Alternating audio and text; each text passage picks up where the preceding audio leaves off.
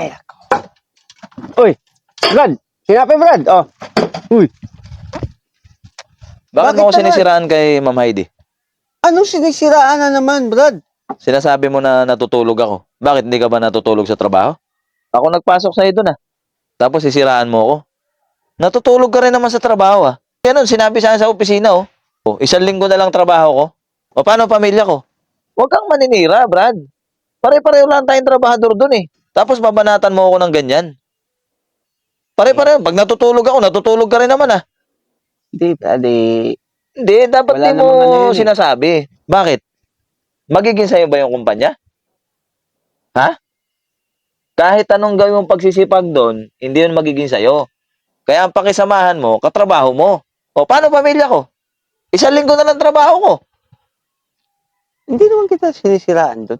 Hindi sinisiraan, ikaw nga nagsabi. Sinumbong sa akin ni Ma'am Heidi. O, nakita daw ni Momo, natutulog ka raw sa trabaho. Eh, paano? Eh, ganun talaga. Sa kumpanya, tatanggalin ka. Brad, ikaw, natutulog ka rin. Sinumbong ba kita? Ha? Pag wala kang pamasahe, nangungutang ka sa akin. Para makapasok. Para pagtulog ko lang, susumbong mo pa? Pinagtatakpan din naman kita. Pag wala kang ulam, inahatian kita, may narinig ka ba sa akin? Di ba, Brad? Eh, ibang klase ka rin eh. O, pare-pareho lang tayong trabahador dun eh. Oo nga, Brad. Tapos sisiraan mo ako. Palo ko sa yung baso na yun eh. Tapos pasarap-sarap ka dito. Kaya pala nung mga nakaraang araw, hindi ka na nagsasama sa amin. Sinisiraan mo na pala kami kay Ma'am Heidi. Oh. 'Di ba? Lahat ng pabor nasa iyo eh. May narinig ka ba sa amin? Brad, okay lang sila eh. Ang problema, ako pa yung binanatan mo ng ganyan eh. Oh.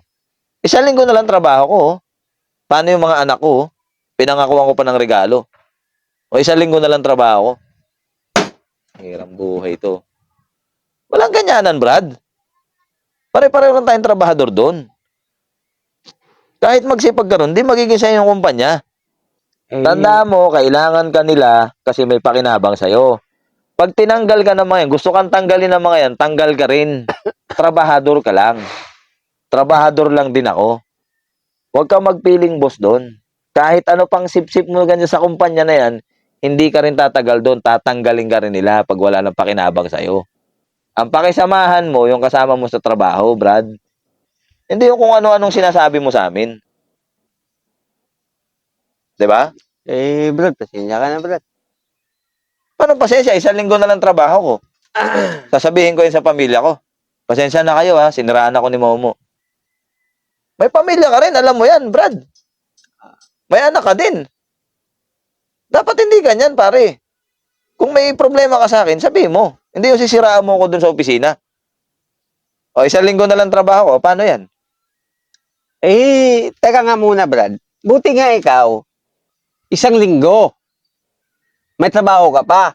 1 linggo eh, paano? Siniraan mo ko sa opisina. Ako nga eh. Mag-1 buwan na eh. Ay, 1 buwan ka ng tanggal? Oo, hindi mo ba alam itong kape ko? Inaano ko kung kakapin ko mamaya o bukas tapos anong pinagdadrama mo dyan? Buti ka nga may 1 linggo ka pa eh. Nga nga dyan! Mo, eh.